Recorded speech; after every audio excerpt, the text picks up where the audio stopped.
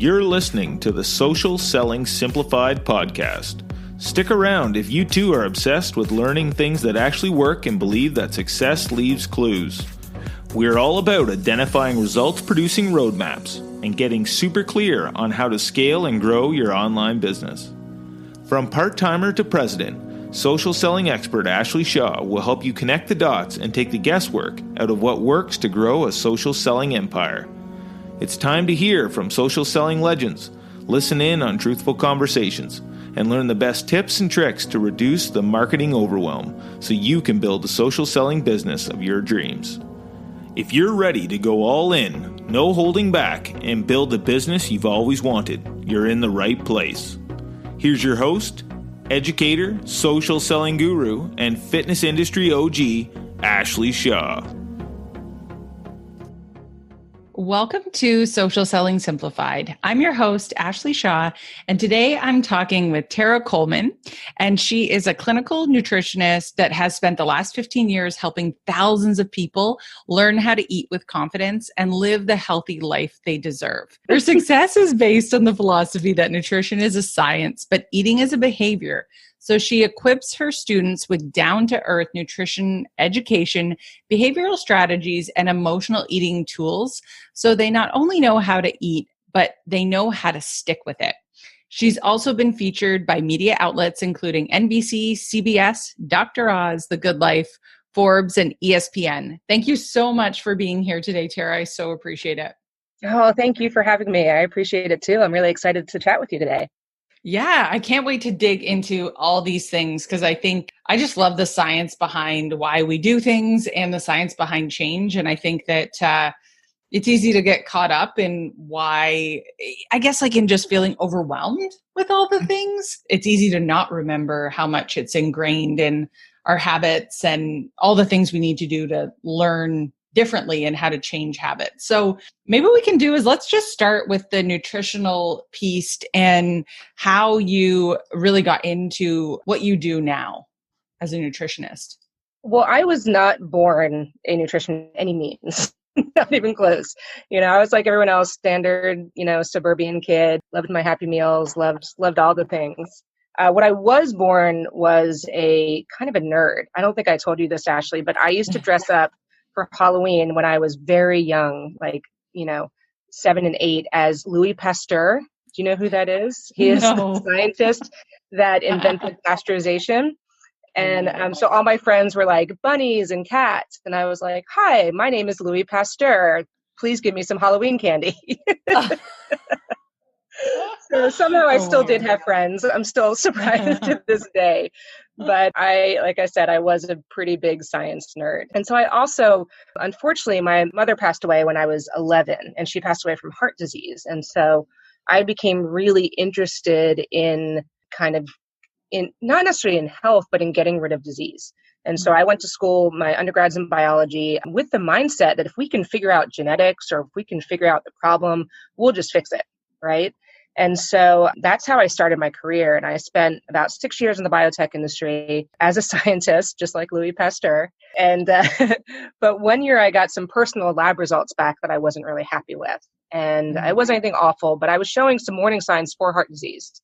And my doctor said, you need to stay active and watch your diet. And I honestly just didn't know the first thing about food. I didn't think about it before, but I figured, this can't be that hard. I'll just read some books and go on the internet and, easy peasy. And, I was overwhelmed and discouraged because everything said something different. And it was a really frustrating and kind of disheartening situation. I felt like there was something wrong with me because I couldn't figure it out. And so at that point, I went back to school and really just for fun. Again, big nerdy kid, thinks going to school is fun, but I fell in love with it and ended up leaving my career and went into starting my private practice. Amazing. Yeah. And what did you do before nutrition? I worked in the biotech industry. So I was a chemist and a computer scientist. So I would, I wore my lab coat and I would be studying therapies that people need to, get through disease and things along those lines. So interesting. I love when those things like all intersect that maybe seem so unrelated. I love when that happens. It's like you can never see the dots connect looking forwards. Yeah. But you can always see them connect when you look back, and like from that original story you started with, how that all has like brought you to this like beautiful place that you're at right now. Yeah, it's so interesting. I remember leaving my career, which was a pretty kind of ridiculous thing for me to do. I was very, I was on a pretty fast track to a lot of success. And I remember the owner of my company saying, first being shocked because I was doing something so different. And in actuality, it wasn't that different. It was just, I still have the same end game. It's just a different, application of it. And then I remember him also saying, if you need to come back, you just let me know. And me being so convinced, like, I'm just going to start a business. I'll just do it. I'll just get clients. This is going to be fine. Yeah. And then I realized that starting a business is a lot of work. Yeah. Well, I admire worth it, but yeah, totally. I admire the drive because somebody in my career tell me this was after maybe 10 or 11 years of being in the fitness industry. And I was having like a bit of a like world collapse of like, I don't know what I'm doing with my life right now. And I really want to go back to training and development where I like felt so at home. And he was like, yeah, there's no money in that. Like, sorry to say, and just like laughed at me. And I was like, okay, so this is what I need to prove. And like, it just became one of those moments that was so defining for me, Absolutely. to just say like, I think the really cool thing about all of that is like, no matter what your skill set, like I came from I had an English literature degree, a women's studies degree, and then I was like getting into fitness. Like, how the heck do those things come together? And it's funny because you just keep moving. If you just keep aligning and aligning and aligning, it eventually comes together in ways, like beautiful ways the universe just provides. And you just don't know how it's going to look, but there you are as it unfolds. So Totally. yeah, And looking back I at love that your story. story, I didn't know all that, but it seems so clear right now how those all came together. I mean, you brought it all together in a really, honest, natural, authentic way, but looking back is way different than looking forward. It is. It is. Yeah. I remember telling my mom that I was going to be working in a gym as a personal trainer, and she had like a meltdown with me. She was like, what? And they had owned a gym too. So it was funny that, anyways, that was their reaction, but it all does come together in some beautiful way. So I love that about your story, and it all just like everything that you've done it's like intentional in its own way. So that's so cool. So why don't we talk a little bit more then about your philosophy around nutrition and science and how those things like really collide with behaviors and like why people really struggle? Absolutely. Well, when I first started, I wanted the answer, I think like all of us, to be very black and white. Mm-hmm. I wanted the answer to be in rules or numbers. And if you eat this many grams of protein and this many calories, and, everything will be fine. And obviously there is a science to nutrition, of course, but eating is a behavioral skill. And if you think back to every time that maybe you have not been consistent or struggled in some sort of way, it's most likely not rooted in you not understanding that vegetables are good for you, right? It's more likely rooted in how do I stay consistent? How do I relate to foods? How do I allow, pleasurable foods and healthy foods? How do I not beat myself up when I fall off track? And so true change comes from consistency of action, period. And behavioral skills and habits is the secret sauce when it comes to consistency of action. So you can have all the nutrition knowledge in the world, but if you can't apply it, it's not helpful. Mm-hmm. And it's interesting because like, I think some people feel like when they struggle, they need to study more of like the nutrition side, but it's like information can also be overwhelming as to like what works and what plan can you go on. Like, I mean, there's so many different things out there. Yeah, and it's really important that information is helpful. We think that we have such an interesting relationship with nutrition and dieting that if we don't have success with something, we think to double down.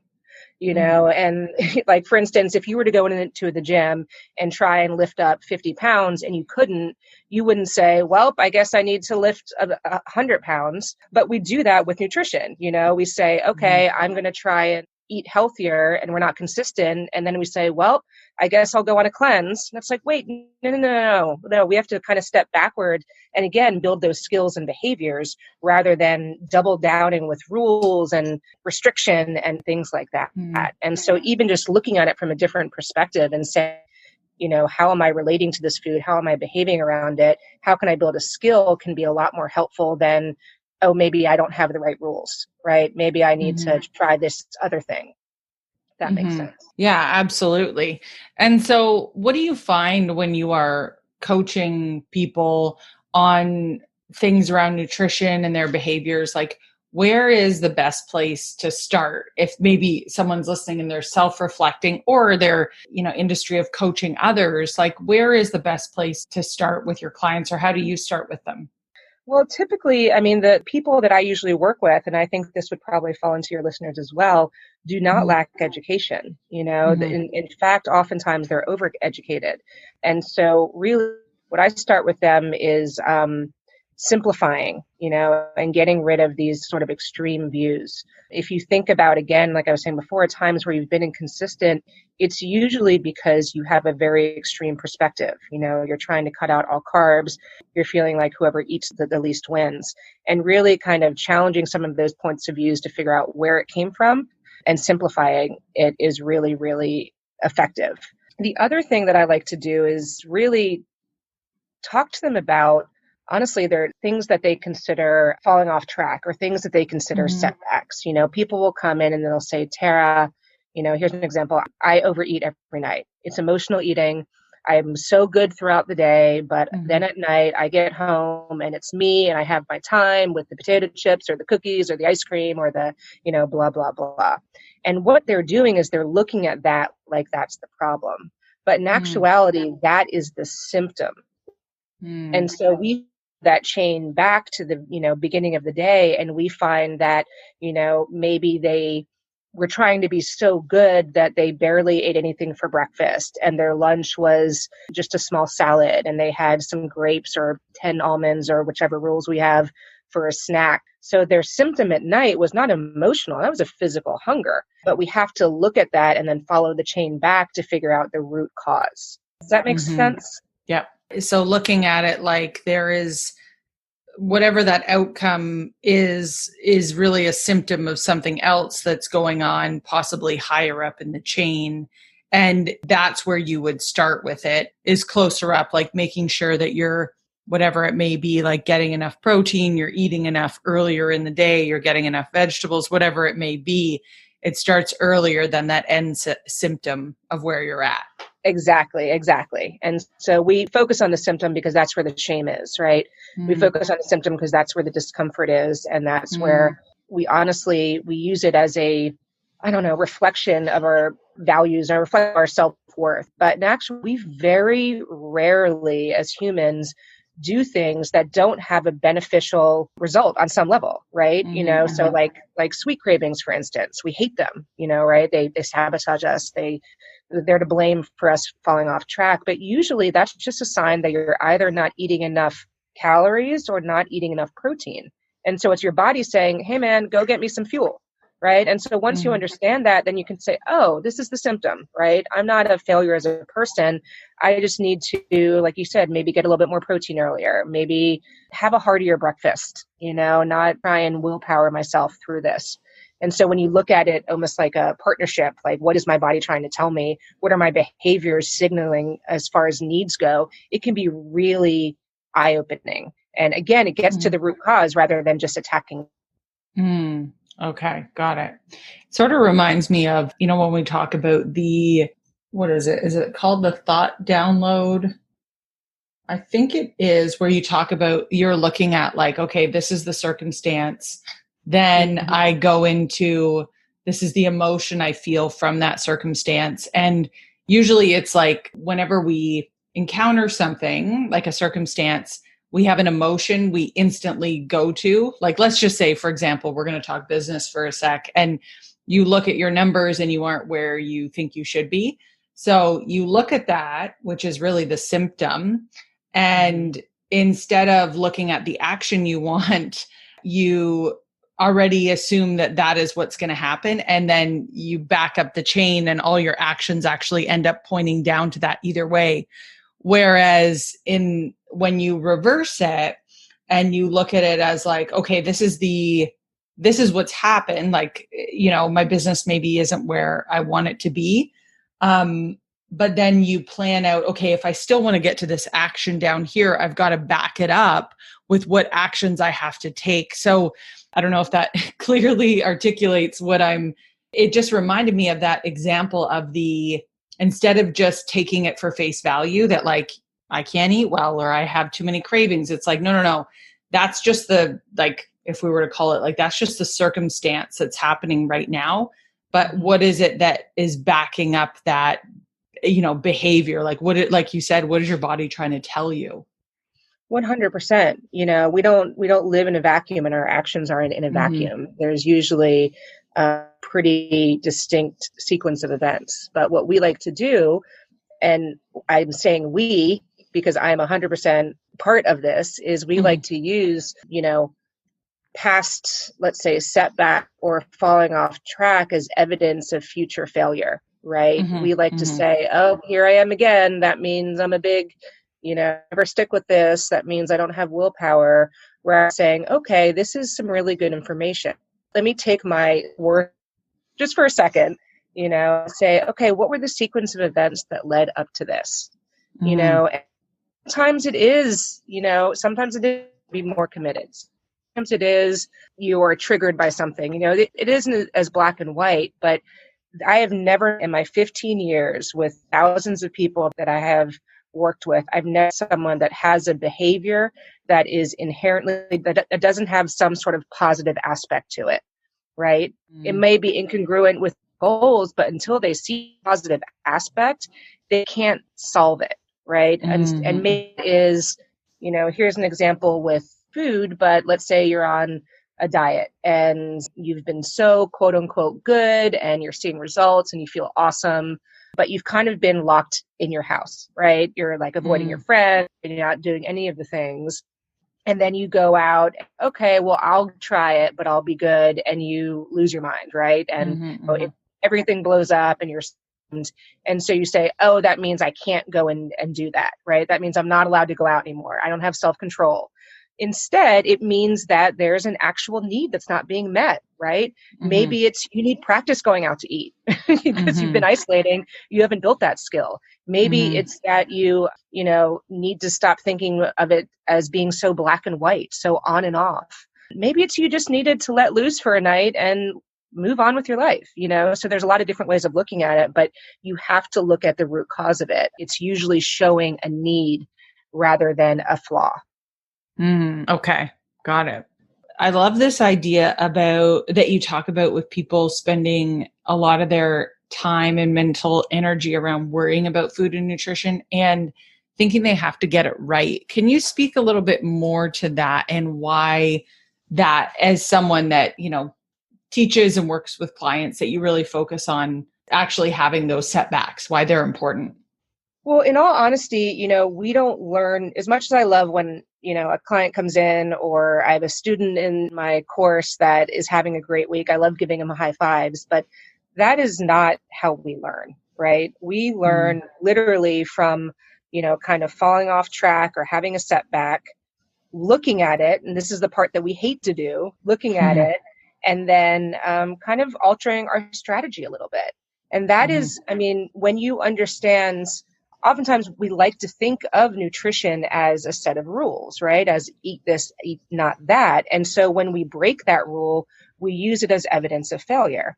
But when you understand that nutrition is actually a skill, you can look at when you sort of quote unquote fall off track as an opportunity to turn that setback into a stepping stone, right? You can use that as an opportunity to say, okay, how can I, establish my solution? How can I make some changes in order to prevent this setback in the future?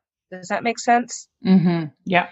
And so, in all honesty, when a client comes in and they have a terrible week, I mean, I want to give them a hug because I don't want everyone to have a terrible week. But Mm-hmm. inside of me, I'm like, woohoo, this is when we're going to learn. This is when Mm-hmm. true change actually happens. Now, the process of that, like I said before, the important part is looking at it. And that's the part that we don't like to do because we feel so ashamed. We're so upset by it. And so when we don't, so we want to like fast forward, right? We want to pretend like it didn't even happen. And when we do that, we actually don't learn from it. And so it's very, very important when you have an off day or an off meal, or maybe something in your business doesn't go the way that you want, to resist that time where you go punitive, right? To resist that, oh, I'll never do this, I'm a failure. And take a step back and say, okay, why did this happen? What can I learn from it? And how can I keep moving forward? Because it's literally the only way that you can make long-term consistent change. And when you say nutrition is a skill, can you give us a little bit more definition of what that means versus how people actually look at it? Yeah, absolutely. Well, we like to have rules with nutrition, right? Like carbs are bad, or pizza is bad, or sugar is bad, or things like that.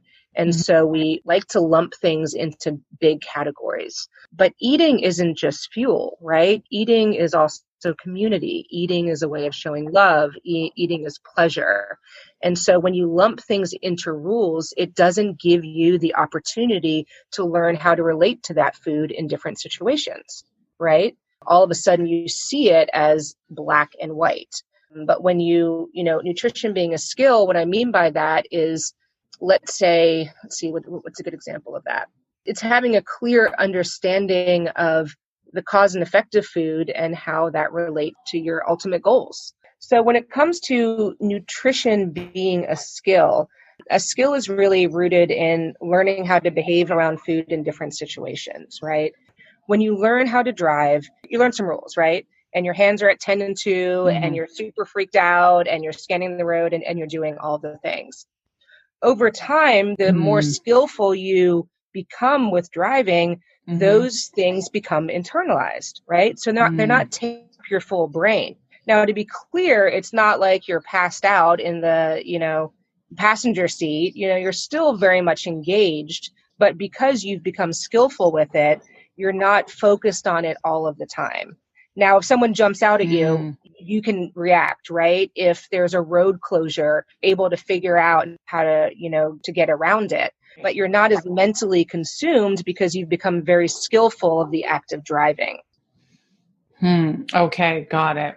Does that make sense? Yeah, for sure. So like in the beginning, when you're trying to learn nutrition and the skills around it, then it's going to take more consumption and more effort to learn those things. Because I always find like I learn from watching people, especially when it comes to nutrition. I went out to stay with a girlfriend of mine, and I noticed she's a veg. Is she a vegan? I think she might be a vegan no, I think she's a vegetarian because she eats cheese. Yeah. So I remember watching her, and I noticed every morning she had a shake. And then every day at lunch, like most days, like 9 out of 10, she would have like veggies and different types of dips and hummus and cheese and different things like that. It was like a lot of days. And I was like, oh, okay, this is interesting. Like how she makes sure to get in the protein early in the day, but then making sure that veggies and all that stuff are on hand. And so I took that skill set after I came home from her of just knowing like, okay, that these are the things that, seem to work well. She's a nutrition coach. And I started having more of those things in my fridge available. It was much easier for me to think about eating like veggies and dip versus like, oh, I got to cook like a whole thing of broccoli and try to like get all this in at 1 or 2 meals versus like thinking of it as like snacking. So it is interesting. Like I like that, that idea that it's a skill set that you pick up things and you learn things over time, not just this food is good, this food isn't, that sort of idea. Well, that's a wonderful example. I'm glad you brought that up, because one of the biggest struggles that I see with consistency of action is decision fatigue, right? We Mm-hmm. like to walk out the door in the morning and just hope that food happens to us. And although eating is great, figuring out what to eat, preparing what to eat, especially if you are trying to accommodate a family, is really a lot of work. And we tend to avoid it until the last minute. And so that's when decision fatigue kicks in. And decision fatigue is basically the concept that over time, the more decisions we make, quality of them start to deteriorate. So that's why you see a lot of decision fatigue or a lot of decisions based on fatigue happening in the evenings, right? When people start the day good, but in the evening they're tired. And so a skill is recognizing that, meal prep, for instance, isn't meant to confine you. It isn't meant to say you're not allowed to eat anything but these chopped veggies. It's meant to say, okay, well, I'm really busy. Figuring out what I'm going to eat at every single meal and snack is exhausting. So let me be prepared so I can grab it, right? That's a very skillful way of relating to food. Whereas this would be, I'm not allowed to have anything but this, right? That's two different of looking at that. That's Sense? really. Yeah, totally. Yeah. Super interesting. I was thinking about some of the other skills recently that, being pregnant and whatnot, like I'm in a prenatal test group.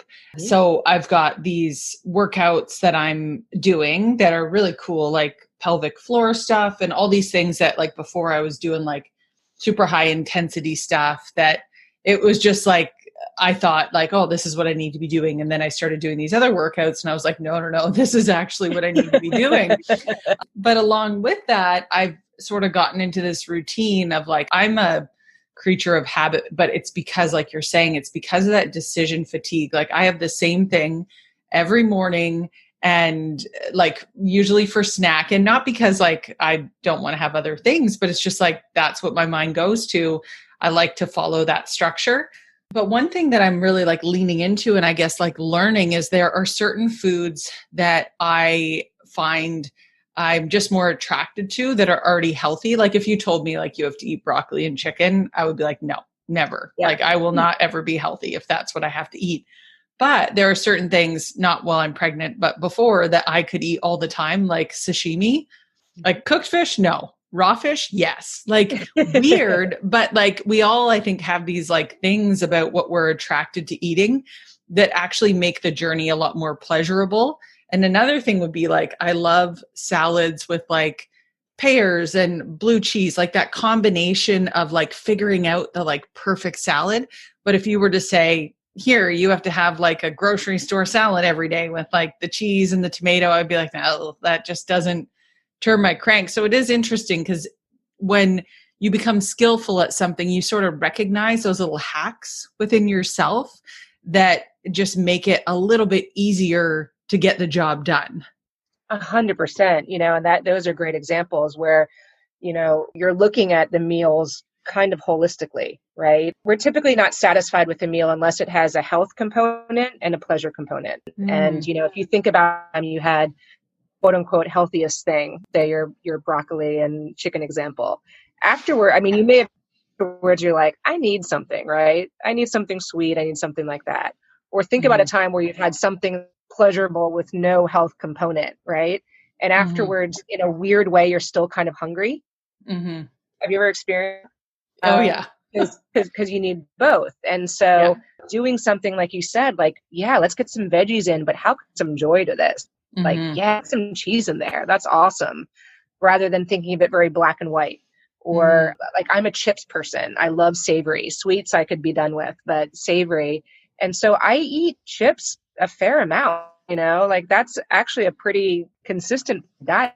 I don't eat a ton of them, but what it does is it actually gets me home to eat the thing, right? So if I were to have, let's say, a salad with some chips with it, it's like fun to me. Whereas if it's just a salad, I'm going to be like, well, but I could also stop by the burrito place and get that instead, because that sounds way more interesting. And sort of self-awareness of what you desire and what's going to be also beneficial from a health standpoint. Okay, cool. That's really interesting. Yeah. Cause I think of like even some of the other cravings I've had recently. And like normally I'm like a carb, like I could eat all the carbs, but since I've been pregnant, I've been like switched over for some reason to sweets. And it could be easy to go to like, I could eat like the chocolate, like raisins or different things like, or rosebuds or things like that.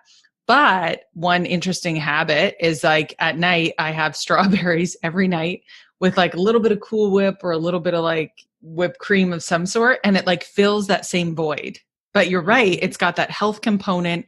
And then it's also got that little side of fun that I'm like, oh, I'm doing something a little bit fun, but you know, like it fixes that. Yeah. It feels good doing both of those. Exactly. Giving yourself that to have like some Cool Whip, right? To have some that we might put on the like, naughty list actually keeps you consistent, right? Like if you tried to fight that, if you were like, this is a no Cool Whip zone, you may do it for 3 days. And then I guarantee day 4, you'll end up face down eating the entire thing, right? Because you read that. So by like and understanding what your body needs, both emotionally and physically, you've built a really great skill and behavior that's going to keep you consistent with your long-term goals, which is to maintain your health and, provide a beautiful environment for a growing child and all of those things. So that's an excellent example of a skill and behavior that uses nutrition knowledge as well. And so this brings me to, I think, another question that at least before I was pregnant, and I'm sure for many people, it kind of falls into that zone of like, what's the best way to manage this? So if you're somebody that likes to have a little glass of wine here or there, or something like that, like how do you teach people how to do that in a healthy way? Because there's obviously like, healthy ways, and then there's like not healthy ways, which I know is like so tied to the emotional factor of feeling like, okay, I get home from work, that's when I have a glass of wine. And it becomes this like intertwined habit. Like I know I felt like that when, it's 5:00, like this is when I have my gin and tonic or glass of wine or whatever. And I started doing some research and studying more about the triggers that happen, like, because alcohol is so intertwined in our culture of like, we feel happy, we're celebrating, let's have a glass of champagne or a glass of wine or whatever cocktail might be happening. Or I've had a stressful day, and that is how we cope as well. So what are your teachings on this, and how do you talk to your clients about that? So I'm glad that you asked that. Well, a couple of different reasons. If you are doing something and it's not incongruent with your life as a whole, then you don't have to worry about it, right? So if it's not having a negative impact on your behaviors or health or things like that, and it's not important to you, then it is okay to eat food or drink something just because it tastes or feels good. Now, having said that, where sort of the suffering comes in is when your actions are incongruent with your long-term goals, right? Or if you're noticing like, gosh, it's weird that I'm just doing this. Why am I just doing it? So much of alcohol, and to be clear, I drink alcohol. I love wine. I love beer. I love all the things. But so much of alcohol is habitual and ritualistic, right? Like your example was perfect, where it's 5:00. I've seen a ton of this during the quarantine because it's really our only indicator that we're transitioning from day to night, right? Yeah, totally. It's our only indicator that it's a weekend. Or for people with kids, it's their only indicator that they're a grown up, right? Yeah. They're like immersed with children all day, and they're like, you know what? Look at me. I'm allowed to do this because I'm a grown up. So when something becomes something that's just a ritual or just a habit, I think it is important to challenge that. It's important to say, okay, am I doing this because it's bringing me great joy, or am I doing this just because? Because there are some days where a glass of wine is a game changer, right? Where you're like, this is delicious. I'm, hanging out with my friends, or it's, the perfect temperature outside and I'm sitting on the deck. And there are other times where you're doing it just because. And so something like that is, if you're doing it just because, I like to see people to break that ritual and break that habit and find an alternative option. Again, that's not black and white. That doesn't mean that you don't ever touch it again, but, maybe you can put something in that place that will not be incongruent with your long-term goals. If you're, I don't know if you would find this, but if you're having like a sparkling water, or maybe that's a time of day where you go out for a walk with your husband to connect after a long day of work, or you find something that's going to give you what you actually need during that time that's necessarily alcohol based. Mm-hmm. And then there's plenty of room for when it is worth it, right? Where it Mm-hmm. is kind of a game changer, where it does make a lot of sense. Mm-hmm. Yeah, I think what I've found with it, with now, it's not obviously part of my habits now with being pregnant. What I've found is that there is something that's very sacred about having a special drink, that I can still bring to someone's house and be like, here is my tonic and my lavender and these things that I can still mix up, and it feels special. Like I don't have it all the time, but that for me is sacred, having something that I can look forward to. And, my husband will have he brews beer. So he'll have his beer when he's, brewed something or, whatever day it is that he's home and wants to have a drink. And I'm like, oh, let me get my ginger beer or whatever. It's almost just the feeling of doing something a little bit out of the ordinary that I never would have thought I would catch myself saying this before, but that is really what sort of piques that I'm doing something special right now, that sort of hits that same nerve a little bit. So I think that that's really interesting, like that, like you've said, with the behavior and being able to recognize when it's something that's just a habit now and it doesn't really give you maybe that joy or that pure joy that you're looking for. And one other thing, this is super random, but I was at a coach retreat, and I'm that's why I love going to coach retreats, because I learn so much from the other coaches and stuff in the room. But so one of the girls, her name is Julie, and she's so cute. She was okay, so I'm making drinks, and she's got the Malibu out. And then, so she would make these drinks with Malibu, sparkling water, and then just a drip of orange juice or something to just change the color. And I was like, how have I never thought of this? Cause I'm not a big, I know, no, drink vodka water. And I'm oh, I don't know. It just doesn't have the same specialness I'm looking for. But it is interesting, the same thing with food. There are certain things that there is a little bit of that healthier version where you have the health benefit, or you're just not drinking pure sugar or whatever it may be, but it still is pleasurable. So I've found there's a lot of joy in exploring how to find those things and experimenting, because sometimes, you're saying, it's easy to be no, that's black and white. You just shouldn't. And then, you should all over yourself, as they say. Exactly. And I think that oftentimes we give the credit, and please don't hear this as food is not pleasurable or alcohol is not pleasurable. I want every single person I work with or talk to or meet in my life to get great joy and pleasure from the food that they're eating, period. Yeah. Now, having said that, we also give a lot of credit to both food and alcohol as our source of entertainment, as our source of joy and our source of pleasure. And we can focus so much on it without recognizing that, oftentimes it's the environment or the experience that we're really getting the joy from. It's I'm sure Julie, was that what you said her name was? Yeah, Julie. Yeah. She probably, I'm kind of picturing her in my head being so happy making that for everyone. Oh, yeah, right? 100%. And I'm picturing other people getting excited and it being a community and, ooh, let me try it, and ooh, let me learn from it. That's a really joyous experience. And yes, there's alcohol present and stuff like that, but that's really not it, right? I doubt if Julie makes that drink by herself, she's getting nearly as much joy out of it, right? Yeah. Oh, yeah, totally. Yeah. Or going out to eat. Yes, food enhances situations, right? And alcohol may enhance, but it's usually the connection, it's usually the experience. And I think anchoring yourself with that, you realize that, again, the food and alcohol can be part of it, but it's not really the focus when it comes down to it. Now, that can be different when we're in a restrictive headspace and it's our only opportunity to get joy or pleasure from food. Then, then it can switch from enhancing to obsessing, right? Because you're I'm never going to be able to see that again. So it's all I can think about that right now. But as you lift up those rules a little bit and become more skillful and work on both the physical, behavioral, and emotional part of eating, then it enhances it, and you recognize that it's part of a really big, beautiful world, not just a single focus.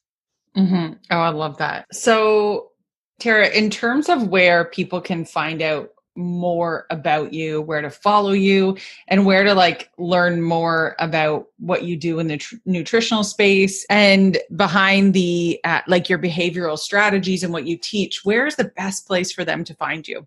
Well, on social. So mostly you'll find me over on Instagram and Facebook.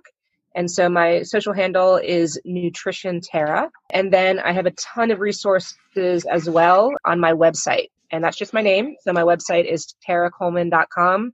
You can download some free stuff. There's recipes. A lot of the behavioral mindset stuff that we're talking about is 15 years worth of experience is found right there.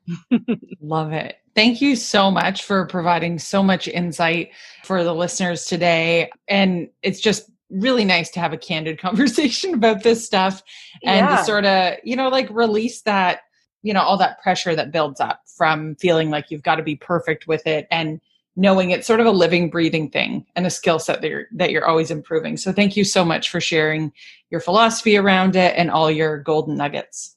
Oh, thank you. One thing, if I can bring up real quick, and please, yeah, the women and men in this world that are concerned with this, right? The women and men in this world that think about their nutrition, that worry about their health, that are proactive in making changes. They are the people who are, literally making the world go round. There are CEOs, entrepreneurs, our mothers, our caretakers, our friends, and they do all these things and accomplish all of these things with probably having about 30 to 50% of their brains mentally consumed with what they should be eating. Is their body right? Should I wait until I lose those 5 pounds? And really, my personal ultimate goal, but I think the ultimate goal of a lot of people moving forward in the health community is to free up that mental space. Because I think that these people, I can't even imagine the world that we would live in if these people could use 100% of their brains. Put that chatter to rest and use that time to build compassionate relationships and, put it into your children and teaching and loving and learning. I mean, that's the end. So that's what I'm excited about personally. Yeah, I love that. That's awesome. Thank you so much for sharing. You're welcome. Appreciate it. If you're ready to turn your Beachbody dream into a Beachbody business, I have something special for you. Business Boot Camp for Fitness Coaches will help you overcome the overwhelm of never knowing what to post so you can show up consistently on social, get off the icky hey girl hamster wheel, and finally see more engagement from customers who enthusiastically slide into your DMs to join you. This Facebook group is totally free to join. Head to ashleyshaw.ca/bootcamp to sign up now.